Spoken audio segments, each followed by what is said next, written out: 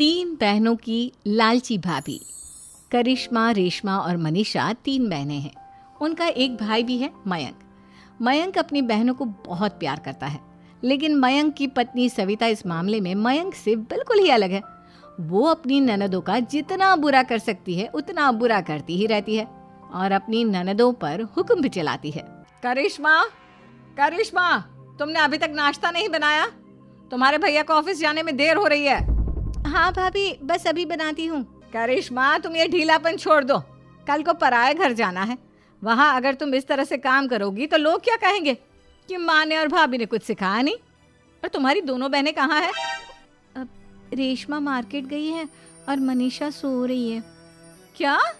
सुबह के 8 बज रहे हैं और ये महारानी अभी भी सो रही है? ये कहते हुए सविता अपनी सास दुर्गा देवी के पास जाती है। माँ जी, देख रही हो अपनी बेटियों के तौर तरीके? क्या हुआ बहू, सुबह सुबह क्या कर दिया मेरी बेटियों ने? अरे एक तो अभी अभी उठकर किचन में गई है, दूसरी सुबह सुबह बाहर चली गई और तीसरी अभी तक सो रही है। क्या करूं मैं इन तीनों का, मैं तो परेशान हो गई हूँ। जा जाकर उठा उसे और रेशमा से मैं बात करती हूँ। सविता सीधा मनीषा के कमरे में जाती है और उससे कहती है, महारानी जल्दी उठो, सूरज सर पर आ गया है। भाभी थोड़ी देर और सोने दो ना, मैं रात को लेट सोई थी। वो क्या ना, यूनिट टेस्ट चल रहे हैं। शराफत से उठती है या नहीं, या फिर पानी की भरी बाल्टी डालूं तेरे ऊपर? नहीं नहीं भाभी, मुझे बिस्तर में नहीं नहाना, उठती हूँ मैं। मनीषा जल्दी से उठकर बाथरूम में चली जाती है। सभी आराम से बैठकर नाश्ता कर रहे होते कि तभी रेशमा बाजार से हाथ में सामान लिए आ जाती है। रेशमा को देखते ही सविता उस पर बरस पड़ती है। लो, आ गई महारानी। ऐसा भी क्या सामान लाना था जो सुबह आंख मलते ही बाजार की तरफ रवाना हो गई? भाभी, कल आप ही तो चीख रही थी कि घर का सारा सामान मुझे ही लाना पड़ता है, घर में किसी को भी किसी काम से कोई लेना देना नहीं है। अब मैं बाजार जाकर सामान ले आई तो आपको इस बात से भी तकलीफ हो रही है? देख रही हो माँ जी, अपनी बेटी की जुबान कैंची से भी तेज चलती है। और मयंक, आप तो कुछ कहेंगे नहीं अपनी लाडली बहन को। रेशमा, अपनी भाभी से ऐसे बात नहीं करते। चलो माफी मांगो। भैया, मैं क्यों माफी मांगू? आप भाभी से बोलिए ना कि हम पर कम हुक्म चलाया करे। हम इस घर की बेटियां हैं और आपकी पत्नी की ननद है, नौकरानी नहीं। लो कर लो बात। इनकी भलाई के लिए कुछ भी बोलो तो इन्हें बुरा लग जाता है। इस घर में यही इज्जत है मेरी। देख लो माँ जी, आपकी बेटी किस लहजे में मुझसे बात कर रही है। सविता वहां से चली जाती है। मयंक को बहुत गुस्सा आता है, वो भी वहां से चला जाता है। फिर करिश्मा रेशमा को समझाती है। रेशमा, तुम्हें भाभी से माफी मांग लेनी चाहिए थी ना। लेकिन दीदी, मैंने कुछ किया ही नहीं, तो मैं माफी क्यों मांगू? हाँ करिश्मा दीदी, रेशमा दीदी जैसे ही घर में आई भाभी ही उन पर चिल्ला रही थी। हाँ, मैं मानती हूँ कि गलती भाभी की थी। मैं तो इसलिए बोल रही हूँ कि भाभी ने माँ को तो पूरी तरह अपने वश में कर लिया है। वो हमारी बात सुनती ही नहीं। मयंक भैया हमारे लिए हमेशा खड़े रहते हैं, इसलिए उनकी बात का मान तो तुम्हें रखना चाहिए था ना। कोई फायदा नहीं दीदी, कुछ दिनों की बात और है, भाभी उन्हें भी हमारे खिलाफ भड़का देंगी। फिर वो भी माँ की तरह हमारी किसी बात का विश्वास नहीं करेंगे। इसी तरह सविता अपनी तीनों ननदों को किसी न किसी बात पर परेशान करती रहती थी। एक दिन मयंक अपनी तीनों बहनों के लिए गिफ्ट लाया। करिश्मा, ये तुम्हारे लिए हार का सेट। रेशमा, तुम्हारे लिए सुंदर सी ड्रेस। और मनीषा, तुम्हें किताबें पसंद है ना, तुम्हारे लिए किताबें लाया हूँ। थैंक यू भैया। थैंक यू भैया। थैंक यू भैया। करिश्मा, तुम्हारा नेकलेस कितना सुंदर है।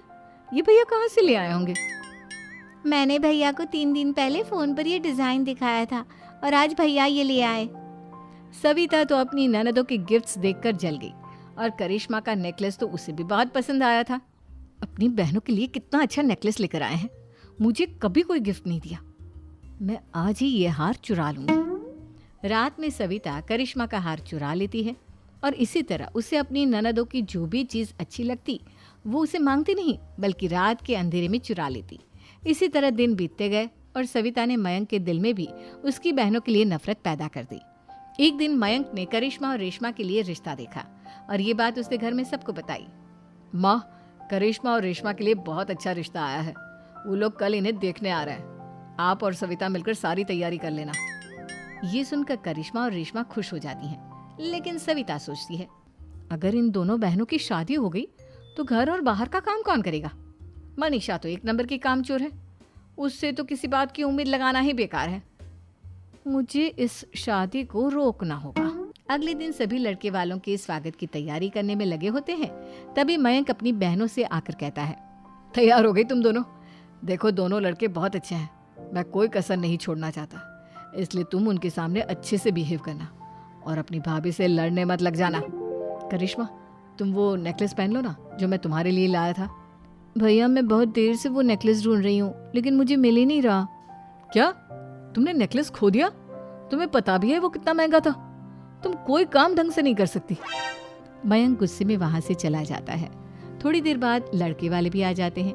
वो दोनों बहनों को पसंद कर लेते हैं और रिश्ता पक्का हो जाता है।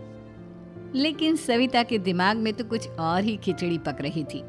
वो पंडित जी के पास करिश्मा की कुंडली लेकर जाती है और उन्हें पैसे देकर करिश्मा की कुंडली बदलवा देती है। जब लड़के वालों के पास करिश्मा की कुंडली जाती है तो वो दुर्गा को फोन करते हैं। बहन जी, हमने करिश्मा की कुंडली अपने पंडित जी को दिखाई थी। आपकी बेटी की कुंडली नहीं बल्कि दोषों का पिटारा है। देखिए, मैं और मेरे पति इन सब बातों में बहुत विश्वास करते हैं, इसलिए हम आपकी बेटी से अपने बेटे की शादी नहीं करा सकते। इस तरह करिश्मा का रिश्ता टूट जाता है और सभी घर वालों को बहुत दुख होता है। अब कविता सोचती है, चलो करिश्मा का तो रिश्ता टूट गया, अब रेशमा का भी रिश्ता तोड़ना है। क्या करूं? अब सविता आवाज बदलकर किसी अननोन नंबर से रेशमा के होने वाले ससुराल में फोन करती है। हेलो, मैं कौन हूँ कौन नहीं ये आपके लिए जानना ज़रूरी नहीं। बस इतना सुन लो कि रेशमा का 2 साल से किसी के साथ अफेयर चल रहा है। बस रेशमा का रिश्ता तोड़वाने के लिए सविता का इतना कहना काफी था। अब रेशमा का भी रिश्ता टूट गया। मयंक और दुर्गा देवी ने रेशमा को खूब खरी खोटी सुनाई और उससे बार बार उस लड़के के बारे में पूछने लगी। आप दोनों मुझे क्यों परेशान कर रहे हो? अरे कोई लड़का होगा मेरी लाइफ में तो मैं बताऊंगी ना, जब कोई है ही नहीं तो कहाँ से लाऊं मैं कोई लड़का? तो तेरे होने वाले ससुराल वालों को फोन किसने किया था? माँ मैं नहीं जानती किसने फोन किया था, मैं सच कह रही हूँ। मैं तो पहले ही कह रही थी इसकी लगाम खींच कर रखो, लेकिन मेरी सुनता ही कौन है। आप चुप रहिए भाभी, ये सब आपका ही किया धरा है। अब तीनों बहनों को विश्वास हो जाता है कि ये सब उनकी भाभी ही कर रही है। तीनों बहनें अपनी भाभी को सबक सिखाने के लिए एक वकील कर लेती है और घर में हिस्सा मांगना। देखो भैया, माँ बाप की जायदाद में जितना बेटों का हक होता है उतना ही बेटियों का, इसलिए इस घर के 4 हिस्से होंगे और हमें अपना हिस्सा चाहिए। मैंने तुम्हारे लिए क्या क्या नहीं किया और तुम इस घर में हिस्सा मांग रही हो? भैया, आप और माँ हम बहनों की कोई बात नहीं सुनते हो और भाभी हमारी शादी नहीं होने देगी क्योंकि उन्हें लगता है कि आप हमारी शादी में ज्यादा पैसा लगाओगे और उन्हें हम जैसी फ्री की नौकरानी कहाँ मिलेगी। तो हम भाभी के साथ तो रह नहीं सकते, हम बहनों को अपना हिस्सा चाहिए। अरे तुम्हें शर्म आनी चाहिए अपने भाभी पर ऐसा इल्जाम लगाते हुए। वो तुम्हारे बारे में कितना सोचती है। हाँ माँ, भाभी हमारे बारे में बहुत सोचती है, दिन रात बस यही सोचती रहती है कि किस तरह से अपनी तीनों ननदों को परेशान करूं और कभी मुझे पढ़ने भी नहीं देती। दोनों बहनों का रिश्ता भी तो इन्होंने ही तोड़वाया है और रात में हमारे कमरे में आकर हमारी चीजें भी चुराती हैं। इसी तरह सविता की तीनों ननदें अपनी बात पर अड़ी रही। अब कोर्ट में तारीख भी शुरू हो गई। जब सविता को लगा कि उसकी तीनों ननद इतनी आसानी से नहीं मानने वाली, तो उसने अपने पति और सास को सारी सच्चाई बता दी और अपनी तीनों ननद से माफी मांगी। मयंक और दुर्गा को भी अपनी गलती का एहसास हो गया। अब सविता खुद करिश्मा और रेशमा के लिए अच्छा रिश्ता ढूंढती है और उनकी शादी करवाती है।